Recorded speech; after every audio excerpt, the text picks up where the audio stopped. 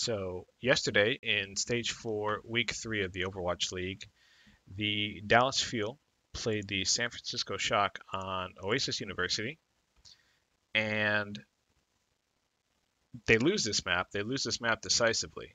Um, and after losing the map, or as it was taking place, really, they got a lot of flack from Twitch chat, analysts, casters, as to why they would run a composition that has no direct answer for a Pharah in the sky when the San Francisco Shock are very well known to run a Pharah on this map. Um, Before we get into why Dallas makes this decision and why I don't think it's like a terrible decision, and I think that they're getting more hate than is deserved, let's just talk very quickly about what the comp is and where this comp comes from. So this is new meta. This is a 3-3 comp, that is to say 3 supports and 3 tanks. If you didn't catch it, this comp came out a few days earlier over the Memorial Day weekend when Goats won the Beat Invitational, going undefeated on the second day, winning 11 maps and losing 0, winning 5 different matches against 5 different opponents, almost exclusively one-tricking this comp. I think they ran it like 80 or 90% of the time. And for the most part, threw everybody off guard with a very high tempo, fast paced, sort of hit Q on cooldown style of Overwatch using this composition. Okay, so what is this team comp? Well, it's very good at some very specific things.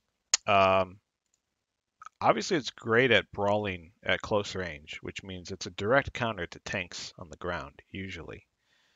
If tanks get close to this comp, they usually die. They get stunned out and bursted down.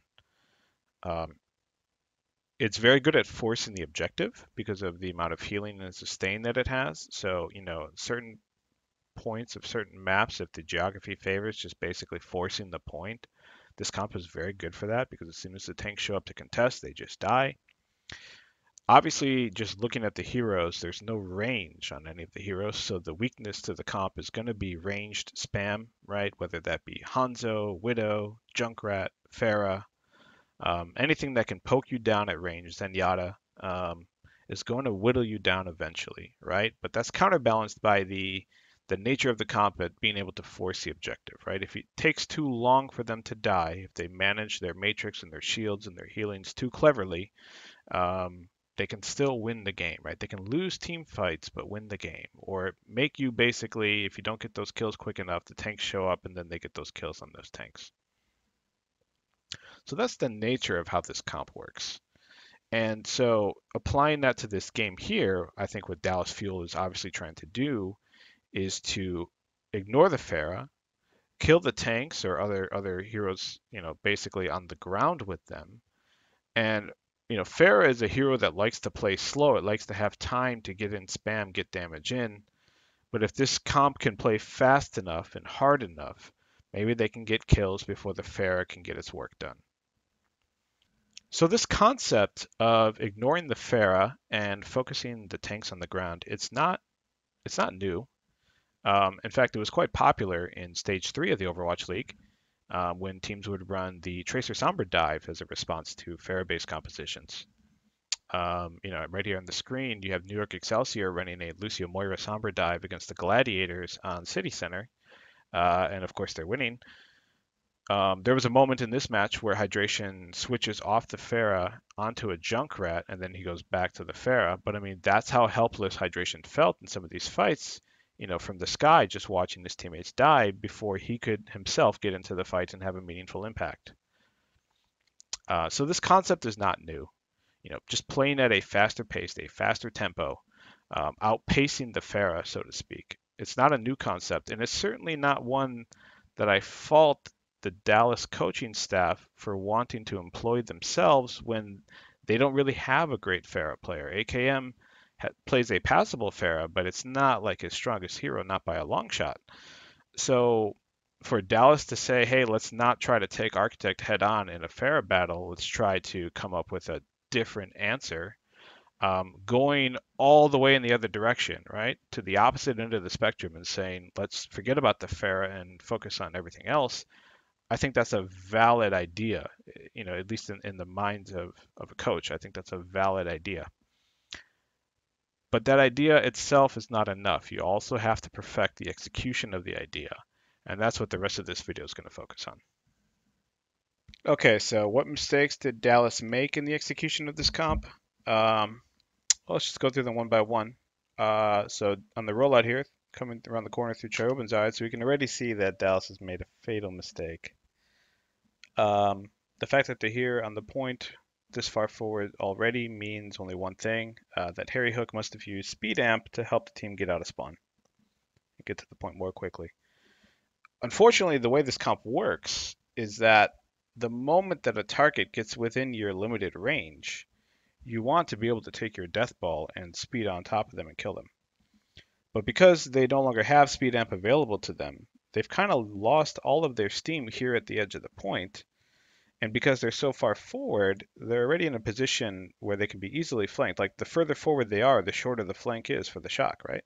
So you can see Architect already over here, like starting the flank as Pharah. Obviously, McCree's usually flanks over here on the left side up through the mini.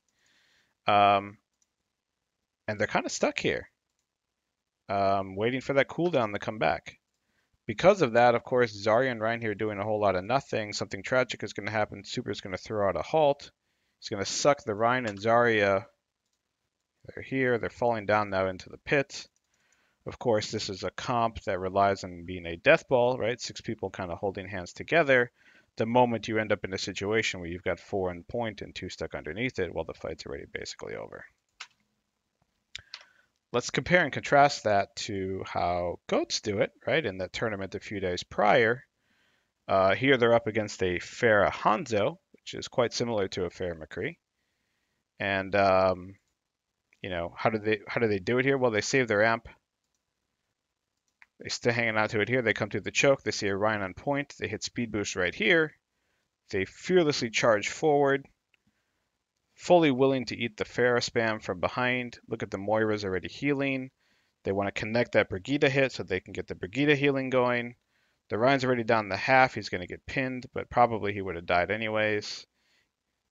Continue to chase the Zarya. They're all balled up. Look at the value they're getting out of the healing here. It's crazy, right? Like if I were to pause, look at these percentages. 52, 12, and 36 versus like 11 and 22 on these healers.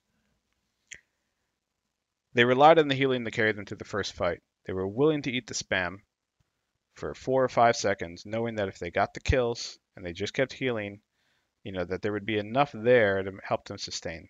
That's basically how this whole thing works. You find a target, you sort of throw caution to the wind, and you just go for it. Goats understands that about their own comp, but Fuel doesn't quite understand that yet with the way they've done this rollout. And speaking of rollouts, what Fuel did is a little weird as far as fat comps go. You can use speed coming out of spawn if you want to, but if you're going to do that, you certainly don't roll out through mid. If you're going to speed out of spawn, you usually want to go up one of the sides. Here's Boston in week 1 of the Overwatch League. I think it's week 1 or week 2, stage 1. They roll out here through the left side. They spend speed to get here quickly, but since their back is to a wall, they're not flankable, right? They use the shield to eat all the damage. And now they get speed back here. Now they become the flankers with that second speed, right? If you want to spend speed out of spawn, you can do it, but you need to do it more creatively like this.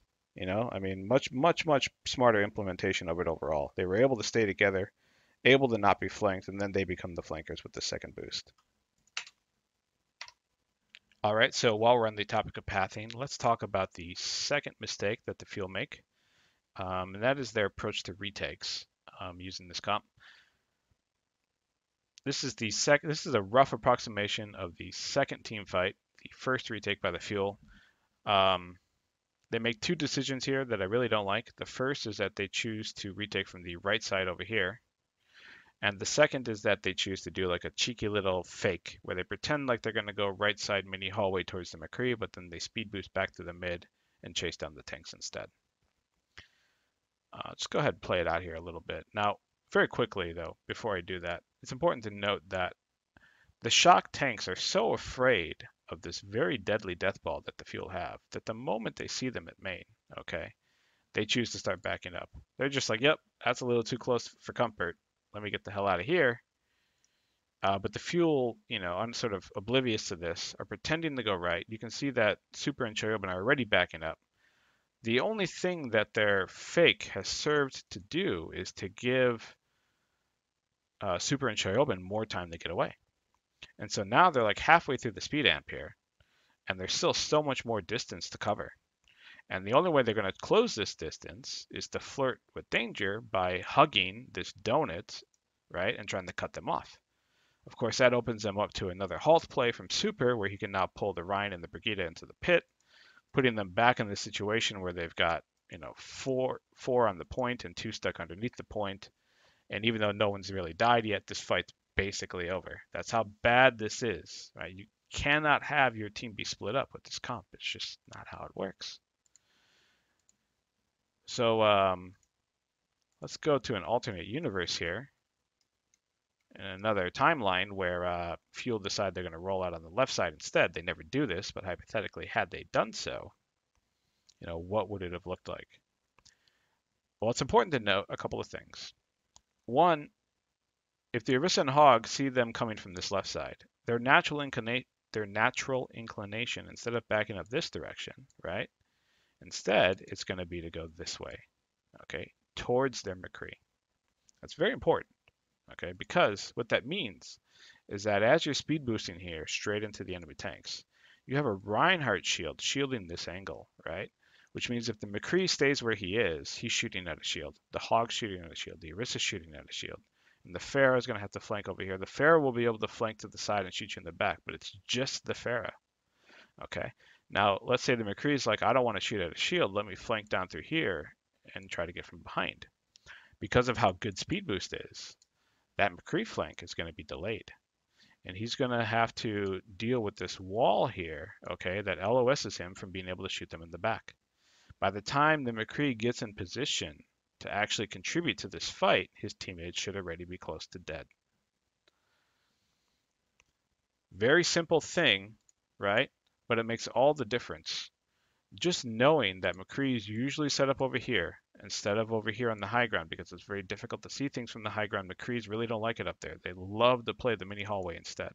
Just knowing that about the location of the McCree means that you should be retaking from the left here and getting maximum value out of your Reinhardt shield and taking away these sort of alternate angles where they can poke you down before you get that engage off.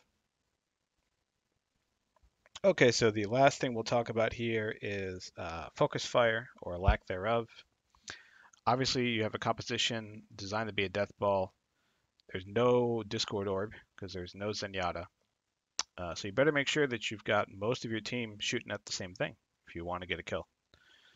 Especially if that's going to be like a Orisa or a Hog, right? Dallas Fuel do a pretty poor job of getting on the same target together overall with this comp. This is that same fight that we looked at in the overhead. Just watch the health bars of the San Francisco Shock. And you'll see throughout the fight, different people get low. Actually, four targets are going to get low. None of them are going to die because everybody's on different targets for the most part. People are splitting from each other, going different directions, which means the Moira can't get any value. There's no sustain as a result. Pretty ugly affair overall. Okay. Now, of course, that was accelerated by the fact that two people got pulled into the pit for reasons we talked about before. But nonetheless, even after they were all together in the point, they were not on the same targets. Let's compare that again with Goats, that team I mentioned who won the beat. Here on their retake, they've got their back to a wall to make sure they don't get flanked, forcing the objective, making Energy want to drop down and fight them on the ground. And the moment they do, let's just look at Smex here. He's taking a lot of damage. Okay. He's going to huff or vape or whatever. Then he's going to get healed by Transcendence. So he's at full HP here. And yet, look in front of him. As soon as that Transcendence goes away from him, what does he see on his screen? 6 angry goats, or at least 5 angry goats looking right at him, putting damage into him. In the span of about 1 second here, he's going to get deleted off the face of the earth. See you later. Easy peasy. All right. That's the importance of focus fire with this comp. And that's it for this video, guys. Hope you liked it. Leave comments about what you would like me to talk about next, if anything. And thanks for watching.